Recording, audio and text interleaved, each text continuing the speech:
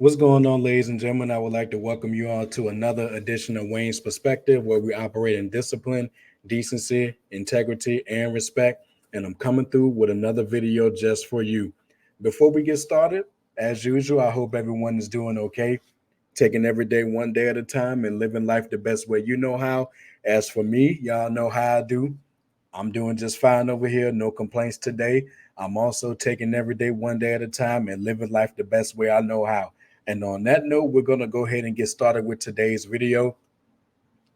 I'm sure most of you listening to this have already heard about the tragic, unfortunate events that happened to Miss Sonya Massey. Rest in peace to her. This is another case of when one of us, quote unquote, one of us, calls for help and we end up getting unalived in the process. And we back in this same cycle once again. Why should calling 911 lead to a death sentence? And I'm going to come back to that very point again in this particular video. And before I get fully started, allow me to go ahead and do a moment of silence for Miss Sonya Massey at this time.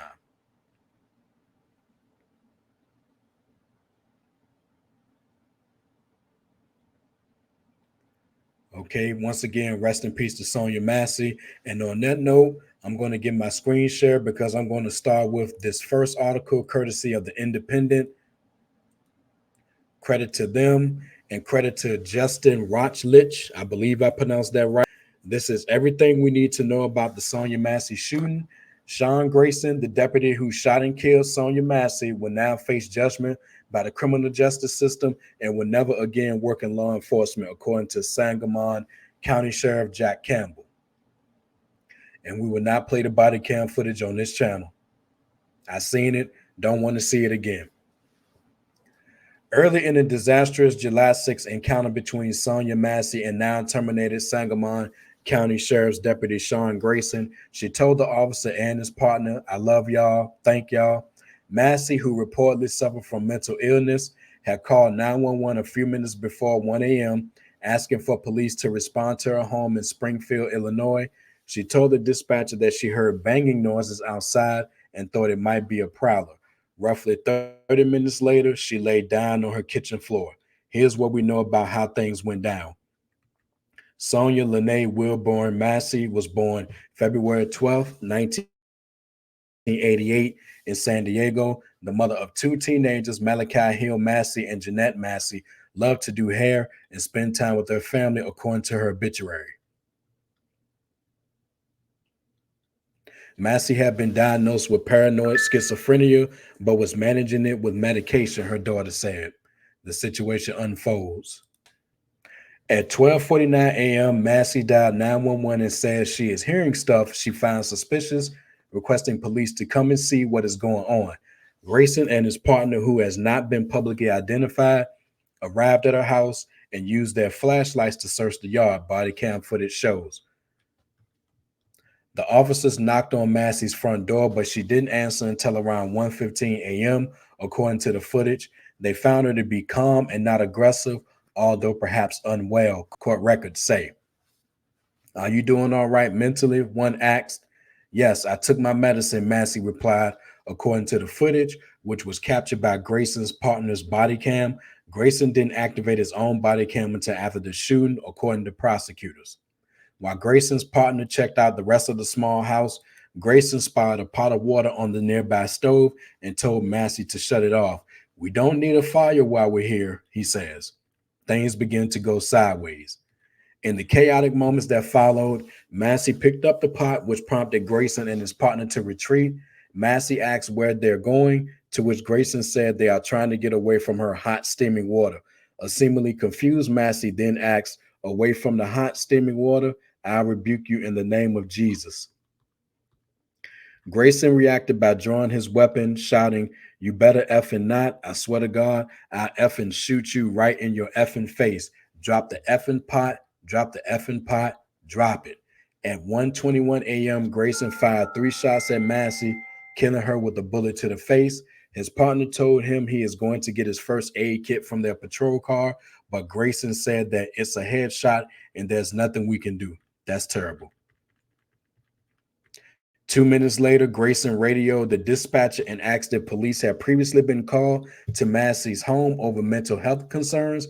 At one point, an officer, it is unclear whose voice it is, told dispatch that Massey's gunshot wound was self inflicted. That's also terrible when the footage shows otherwise. Emergency medical crews and additional law enforcement units began to arrive, and at 1:47 a.m., Massey was taken to nearby HSHS St. John's Hospital emergency room where she was pronounced dead. The aftermath. Autopsy results released on July 8th by Sangamon County Coroner Jim Alman say Massey died of a single gunshot wound to the head and classified her death as a homicide. 3 days after that, civil rights attorney Ben Crump announced he has been retained by the Massey family. On July 17th, Grayson was indicted on first-degree murder charges. It later emerged that he has worked for 6 different law enforcement agencies over the past 4 years, which raised questions about his service record. It remains unclear why Grayson bounced around so frequently. Take a look at him, y'all. The next day, Grayson pleaded not guilty and is denied bail. Massey's funeral was held July 19th. On Monday, authorities released the body cam footage of Massey's final minutes. A protest march followed a few hours later. On Tuesday, Illinois Governor J.B. Pritzker met with the Massey family, and the Department of Justice opened its own investigation into the shooting. A nation reacts. President Joe Biden issued a statement Monday saying, "When we call for help, all of us as Americans, regardless of who we are or where we live, should be able to do so without fearing for our lives." Sonya's death at the hands of a responding officer reminds us that all too often, Black Americans face fears for their safety in ways many of the rest of us do not. Massey's loved ones, Biden went on, deserve justice. I am heartbroken for her children and her entire family as they face this unthinkable and senseless loss. Jill and I mourn with the rest of the country, and our prayers are with Sonya's family, loved ones, and community during this devastating time. In her own statement, Vice President and presumptive Democratic presidential nominee Kamala Harris said, "Sonya Massey deserved to be safe. The disturbing footage released yesterday confirms what we know from the lived experiences of so many. We have much work to do to ensure that our justice system fully lives up to its name." I wonder what Donald Trump's comments are. I wonder where J.D. Vance's comments are. Well, nowhere to be found, apparently. But I digress, and I ain't surprised either. Sangamon County Sheriff Jack Campbell also issued a statement on Monday lambasting Grayson for his deadly decision. Grayson had other options available that he should have used, Campbell said. His actions were inexcusable and do not reflect the values or training of our office. He will now face judgment by the criminal justice system and will never again work in law enforcement. Ms. Massey needlessly lost her life, and her family deserves answers. I trust the legal process will provide them. Okay, so it looks like this article is over with. So again, credit to the Independent for this particular article. This was done 2 days ago as of this recording. So this was done on July 25th. Before I close this video with a clip from Karen Hunter's channel, again, shout out to her. She also talked about this issue as well. Fair usage for the video, fair usage. I want to make a few more points. This is another unfortunate case where we need to shine a very, very bright light on mental health awareness in this country and take it seriously, because it is a serious issue, not just in the Black community, but in all communities. I wanted to make that point. Also, this is another case of us continuing to be less valued as human beings based on the color of our skin.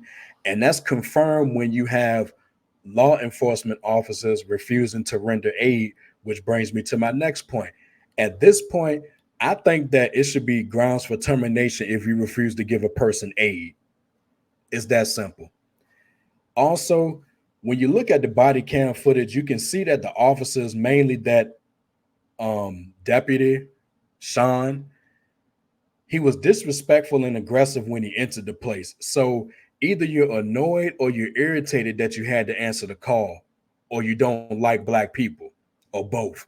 We can see that all through that body cam footage. Next, a pot of boiling water is not a clear and present danger to you. And if it is, You're in the wrong line of work. If she throws the water on you, all you have to do is neutralize her and proceed from there. I know it'll be uncomfortable getting hot water thrown on you or just getting anything thrown on you in general, but all you have to do is neutralize her and go from there. Calling 911 should not be a death sentence for anybody. It really shouldn't. And lastly, and this point was made in the article, the officers should be held accountable to the fullest extent of the law. Plain and simple. And on that note, we're going to close with this video from Karen Hunter's channel. And I also said this before we get to that. If you like what you heard and you're ready to become part of Team Discipline, go ahead and hit that like button and drop some comments if you're feeling the content. Let me know what you think about this overall situation and what should happen from there. And last but not least, hit that subscribe button along with the bell so you're notified when I drop new videos. And until next time, my people, take care of yourselves. And remember, the power of the mind is valuable. And we're going to go ahead and close it with Karen Hunter's video. I'll see y'all on the next one. My days are cooler, nights are warmer, and I put the blame on you. Time moves slow, but my heart beats faster. Yeah. These eyes are looking right at you, right at you. You give me something to believe in, just what I needed. You're the closest. I talked on Friday about the woman that called the police in Illinois because she thought there was a prowler, and this horrible cretin came in and was like rude and disrespectful, put the pot on the thing and was telling her, you know, she called you for help. She called you for help, and instead she got shot in the face. Her name was Sonya Massey. Sonya Massey, say her name, shot in her home by somebody that didn't have the decency to allow his partner to administer CPR after he shot her in the face. Governor J.B. Pritzker, whose name has been floated about as a potential vice presidential pick from Illinois, was questioned about it when it happened on Friday. And I liked his response because, you know, again, when Charlottesville happened, we had a president that said both sides. Like there's no room for that. You know, there are no two sides to evil. Okay. Play J.B. Pritzker, Smith. This is a devastating occurrence and tragedy. And I mean this when I became aware of it and the circumstances of it. We've seen too much of this, where an innocent person, unarmed, who actually called for assistance, was the target and the victim of a shooting by a police officer. And it does not reflect on all police officers. This particular sheriff's deputy committed a crime, and he's been indicted for it, appropriately so. Should be convicted to the fullest extent that we can. And I think that the state's attorney in Sangamon County acted completely appropriately here and has been working with the family, talking to the family and assisting in moving us all forward. But the tragedy of this is heartbreaking. And I feel for not just the families, the family of the victim, but also the families of Sangamon County, and then all people of color who have had to endure these kinds of circumstances and to witness them, because it affects everyone, even if it's never happened to you specifically. I think it affects every person of color, and I think all of us who care deeply about justice and protecting people's rights. Governor, your thoughts on how the investigation played out? Well, I want to commend the Illinois State Police, who conducted much of the investigation here. And again, what you're hoping for is that you'll get the facts, and then it'll lead to an indictment, if that's appropriate, and then a prosecution of somebody. And so I don't know what word to use, because it doesn't feel like a positive word, but I guess I want to commend our Illinois State Police. They do an outstanding job. You have to remember that, there are a lot of police forces around the state, and they all do terrific work, generally speaking. And the Illinois State Police is a relatively small force. I don't think people understand that the sworn officers are only around 1,900 to 2,000. We've been trying to increase that number since I took office, and indeed we've succeeded, even in the face of retirements and, you know, as people roll off, because there was a big recruitment effort 20 years ago.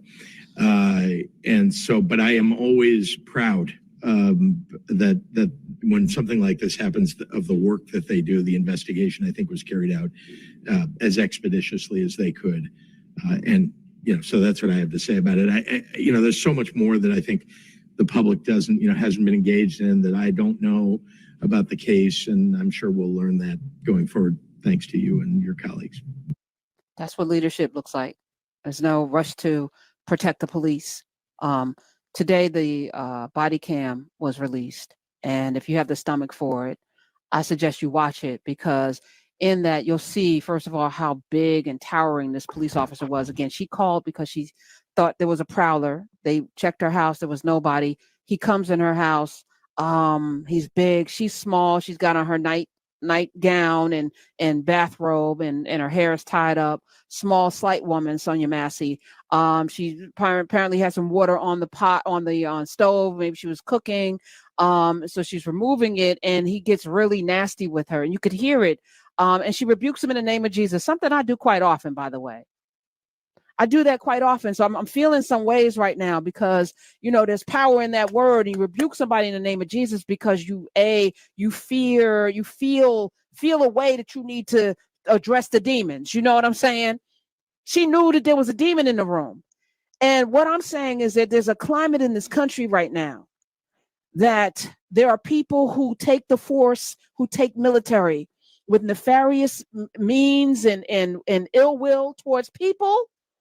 And they're emboldened to be able to do whatever. And I'll shoot you in the effing face. How do you talk to people like that? You're in her house. There should be a level of respect. She called you to protect her. She wasn't a threat. And how far she was from you, even if she threw some pot of water on you, it wouldn't have killed you. You shot her in the face, and you said you were going to do it. He said, I'll shoot you in the face. And then he shot her in the face, and then wouldn't let his partner administer CPR. She was still alive. It is horrific. The depravity, the lack of humanity, the lack of concern or care for human life, because they don't view people as humans who don't look like them. And this is the kind of rhetoric that I need to stop. And it will escalate in a world where somebody has a mandate and think that, you know, they've been given and granted by the Supreme Court the right to do whatever, and that will somehow pass on to his other people. And it's got to be a question that we ask: what kind of world do we want to live in? I don't like not having the police as a recourse to come, because I might lose my life in an altercation, because you told me to remove a pot from the stove and I'm doing it, and then I rebuke you in the name of Jesus and you shoot me in the face. But I do want to thank J.D. Pritzker, because I think another kind of governor, a governor like the one that's in Florida, or the one that's in Texas, or the one that's in Arkansas, might not have had that kind of back and forth with the media, or that much compassion for Sonya Massey and her life. They would have protected the officer who has been arrested and should go to jail, as J.D. Pritzker said, should be convicted, should go to jail based on what I just saw on that video. If you have the stomach for it, if it's triggering for you, and we've seen way too many snuff film over the last several years, I understand that. But just know Sonya Massey did not deserve to die. There was no threat at all.